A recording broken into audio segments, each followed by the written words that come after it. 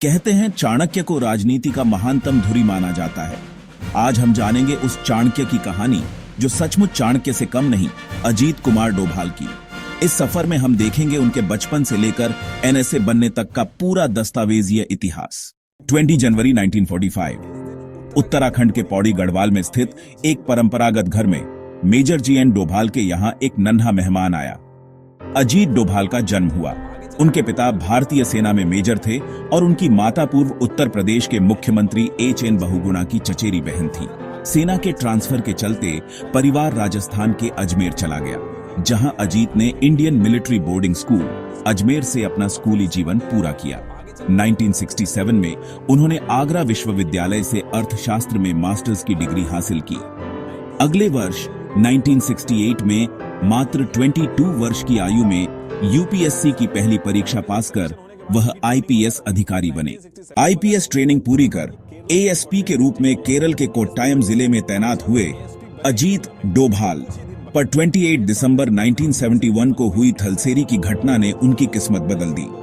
कन्नूर जिले के थलसेरी में स्थित नूरजहां होटल के प्रथम तल से जूता फेंका गया, जिसने 2 धार्मिक समूहों में भयंकर दंगों को जन्म दिया। लूटपाट, आगजनी, छोड़छाड़, पुलिस दहशत में इलाके में कदम तक नहीं रख पा रही थी। तब केरल के गृह मंत्री के करुणाकरण पर दबाव बढ़ा और वरिष्ठ अफसरों ने तेज दिमाग और निडर अजीत डोभाल का नाम सुझाया। 2 जनवरी 1972 को डोभाल इलाके में पहुंचे। बिना लाठीचार्ज के, बिना गोली चलाए उन्होंने खुफिया सूचनाओं पर भरोसा किया। दंगाइयों के नेताओं से बातचीत की, चोरी हुए सामान की बरामदी कर वापस लौट आया और 1 सप्ताह के भीतर शांति बहाल की। पूर्व डीजीपी अलेक्जेंडर जैकब ने उनकी रणनीति की प्रशंसा की और दिल्ली तक उनकी ख्याति पहुंची। कुछ ही महीनों में प्रधानमंत्री इंदिरा गांधी के निर्देश पर उन्हें इंटेलिजेंस ब्यूरो के डायरेक्ट ऑपरेशंस विंग में शामिल किया गया। उसी वर्ष 1972 में अजीत डोभाल का विवाह संपन्न हुआ और उनके घर 2 बेटे हुए, विवेक डोभाल और शौर्य डोभाल। इसी बीच इंदिरा गांधी को मिजोरम की समस्या का सामना करना था, जो उस समय असम का हिस्सा था। मिजोरम में सूखे के कारण लोग RSN 5 लाख मुआवजे की मांग कर रहे थे। न मिलने पर ललदेंगा ने Mizo national famine front MNFF की स्थापना की। बाद में इसका नाम बदलकर मिजो नेशनल फ्रंट MNF रखा गया। MNFF ने विद्रोह तेज किया। असम राइफल्स की 2 बटालियनें विघटित की।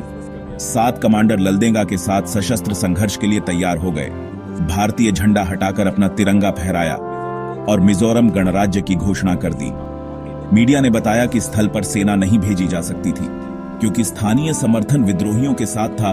डोभाल ने स्वयं आवेदन किया, मुझे भेजें, मैं सब ठीक कर दूंगा।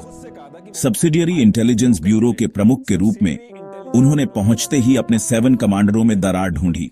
म्यांमार की पहाड़ियों में घुसे, कपड़े बदलकर दरबारी बने, उनके साथ रहकर विश्वास जीता। यहां तक कि उनकी पत्नी ने अनजाने में सुअर का मांस भी परोसा। डोभाल ने वादा किया, यदि आप भारतीय सरकार के साथ आएंगे तो मिजोरम को राज्य का दर्जा मिलेगा और मंत्री बनाया जाएगा, अन्यथा सैन्य कार्रवाई आपको मिल जाएगी। 1974 के 2 वर्षों में 6 कमांडरों को भारत का पक्षी बनाया गया। अतः ललदेंगा कमजोर होकर शांति की मेज पर आया और अंततः मिजोरम राज्य बना, जिसमें ललदेंगा मुख्यमंत्री बने। डोभाल की कूटनीति ने इतिहास रचा। उसी समय सिक्किम एक रियासत था। राजा पाल्डेन थोंदुप नामग्याल CIA के जाल में फंसे, अमेरिका की एजेंट होप कुक से विवाह किया और रियासत को यूएस की ओर झुका दिया। इंदिरा गांधी ने R&ADO प्रमुख RN काव को सलाह दी योजना थी, राजा को सीधे टक्कर न दें, बल्कि छोटे राजनीतिक दलों को संगठित करें और जनता का मन बदलें। डोभाल ने संपर्क किया काजी दोरजी से। उनके दल सिक्किम नेशनल कांग्रेस को धन, रणनीति और प्रचार सामग्री दी। जनमत उनके पक्ष में बढ़ा, चुनाव जीता और वह मुख्यमंत्री बने। जब काजी ने शिकायत की कि राजा तानाशाह बने हुए हैं, तो भारतीय बलों ने महल कब्जा किया और जनमत संग्रह करवाया।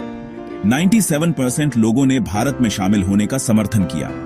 16 मई 1975 को 36वें संविधान संशोधन से सिक्किम भारत का राज्य बना और होप कुक वापस अमेरिका चली गई। नागरिक प्रहरी पदक, जो 14 साल सेवा के बाद मिलता है, डोभाल को मात्र 7 साल में मिला। उनकी विलक्षण कार्यगति के लिए 1974 में भारत का पहला परमाणु परीक्षण पाकिस्तान ने फ्रांस चीन की मदद ली। फ्रांस पीछे हट गया चीन बना रहा और पाकिस्तान नॉर्थ कोरिया की रात दिन बैठकें होने लगी। इंदिरा गांधी ने RNAWFIB को अलर्ट किया और डोभाल को फर्स्ट सेक्रेटरी का विंग सौंपा गया। काहुटा में परमाणु संयंत्र की जासूसी के लिए वह भिखारी का भेष धारण कर घूमे, नाई की दुकान से बाल इकट्ठा कर भारत भेजे। इन सब कार्यों में डोभाल की भूमिका निर्णायक रही। 7 वर्षों तक पाकिस्तान में रहते हुए 2 बार पकड़े गए। एक बार औलियाज मजहर जाते समय कान की बालियां दिखने पर, दूसरी बार कव्वाली सुनते समय नकली दाढ़ी ढीली होने पर, फिर भी निरंतर देश को खुफिया सूचना भेजते रहे। 1984 में ऑपरेशन ब्लू स्टार के बाद पंजाब में फिर अशांति भड़क चुकी थी। 1988 में खालिस्तानी commando force, Bhindranwale tiger force, Babbar Khalsa के आतंकवादी स्वर्ण मंदिर के कमरे नंबर 14 में घुस आए। राजीव गांधी ने सेनाध्यक्ष को सीधा आदेश न देने का निश्चय किया। CRPF घेरा बनाए हुए थी, लेकिन अगला कदम नहीं मिल पा रहा था। इसी बीच पाकिस्तान से बुलाए गए डोभाल, उन्होंने रिक्शे वाला बनकर बाहर से इंटेल इकट्ठा किया, फिर खुद को ISI एजेंट बताकर अंदर गए मिलिटेंट्स के भरोसे में घुसकर उन्होंने उनके ठिकानों, नेतृत्व और योजनाओं की जानकारी जुटाई। शाम होते ही NSG कमांडो IL-76 विमान से आई मिठाई की तरह नकली पुलिस वेश में और CRPF की जगह ले ली। बिजली पानी काटे, गर्मी बढ़ी। 15 मई को शीर्ष कमांडर जगर सिंह पानी पीने निकले। स्नाइपर ने उन्हें निशाना बनाया। सुविधाओं के बगैर लड़ाकों का मनोबल टूट गया और 18 मई को सभी ने बिना गोली चलाए आत्मसमर्पण कर दिया।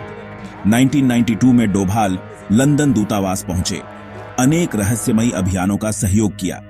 1999 में BJP सरकार सत्ता में आई। 24 दिसंबर को IC-814 का अपहरण, विमान नेपाल से दिल्ली आकर भारतीय वायु क्षेत्र में प्रवेश करते ही 5 आतंकवादी दाखिल हुए। अमृतसर रुकावट का बहाना बनाने के बाद कंधार अफगानिस्तान में उतारे गए। भारत ने AR घनश्याम को अफगान सरकार से सूचनाएं इकट्ठा करने भेजा। भारत ने 7 सदस्यों की वार्ता टीम भेजी, जिसमें अजीत डोभाल भी थे। मांग थी 36 कैदी और $200 मिलियन। शुरू में इनकार पर मीडिया और परिवारों के दबाव में 3 कैदियों की रिहाई पर रुख मोड़ा गया और यात्रियों को सुरक्षित लौटाया गया।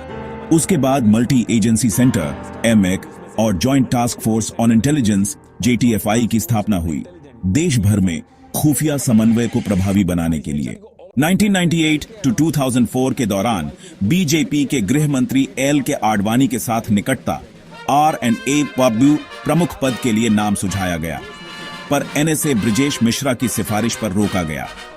कश्मीर में शेख अब्दुल्ला और मुफ्ती मोहम्मद सईद के बीच सियासी समीकरण बदलने में भी डोभाल की भूमिका रही। मुफ्ती का कांग्रेस छोड़कर जान मोर्चा गई, फिर PDP का गठन और कश्मीर की राजनीति की दिशा ही बदल गई। 31 जुलाई 2004 को कांग्रेस सत्ता में आई और IB निदेशक के रूप में डोभाल को केवल 8 माह का कार्यकाल मिला, आमतौर पर 2 वर्ष का होता है। 2005 में उन्होंने सेवानिवृत्ति ली और उनके स्थान पर ESL नरसिम्हन को पूरा द्विवर्षीय कार्यकाल मिला, जिससे कांग्रेस पर आरोप लगे। 2005 में रिटायर हुए डोभाल ने सक्रियता नहीं छोड़ी। दाऊद इब्राहिम की बेटी माही रुख की शादी 9 जुलाई मक्का में, 23 जुलाई दुबई में। ऑपरेशन बनाकर पकड़ने की योजना थी, पर मुंबई पुलिस ने चोरा चोर पकड़ा, अवसर हाथ से निकल गया। 2008 में गुजरात के CM नरेंद्र मोदी ने राक्षा शाक्ति यूनिवर्सिटी खोली, जिनके बोर्ड में डोभाल भी शामिल हुए। 2009 में RSS के एकनाथ राणाडे के साथ मिलकर विवेकानंदा इंटरनेशनल फाउंडेशन VIF की स्थापना की और उसी वर्ष इंडिया फाउंडेशन में शौर्य डोभाल ने भी भाग लिया। 2011 में VIF की report Indian black money abroad BJP को सौंपी गई। अन्ना हजारे, अरविंद केजरीवाल, किरण बेदी, सुब्रमण्यन स्वामी तक जुड़े। देशव्यापी भ्रष्टाचार विरोधी आंदोलन ने कांग्रेस सरकार की नींव हिला दी और BJP सत्ता में आई। 2014 में बने NSA, जून में इराक में फंसे 46 भारतीय नर्सों की रेस्क्यू योजना डोभाल ने खुद तैयार की। URI surgical strike, Balakot air strike, article 370 का निष्कासन, हर बड़ी कार्रवाई में उनकी डिफेंस ऑफेंसिव रणनीति शामिल रही। इन वर्षों में भारत का राष्ट्रीय सुरक्षा दृष्टिकोण युद्ध रक्षा से आक्रामक रक्षा की तरफ बढ़ा। बेटा शौर्य की टॉर्च इन्वेस्टमेंट पर पाकिस्तानी भागीदारी बेटा विवेक की केमन islands hedge fund, Jairam Ramesh और कैरावैन मैगजीन के खिलाफ मानहानि का मुकदमा, जहां कांग्रेस नेताओं को माफी पत्र देना पड़ा। 3 बार एनएसए पद, कैबिनेट मंत्री के बराबर रैंक और जब चाहा राजनैतिक दिशा बदली। आज भी अजीत डोभाल को देश का चाणक्य कहा जाता है। बचपन की पहाड़ी गलियों से लेकर रणनीति के गलियारों तक डोभाल की कहानी बताती है कि चुप्पी में कितनी ताकत होती है। अगर आपको ये सफर पसंद आया हो तो लाइक, शेयर और सब्सक्राइब जरूर करें। अगले वीडियो में फिर मिलेंगे एक और महान कहानी के साथ।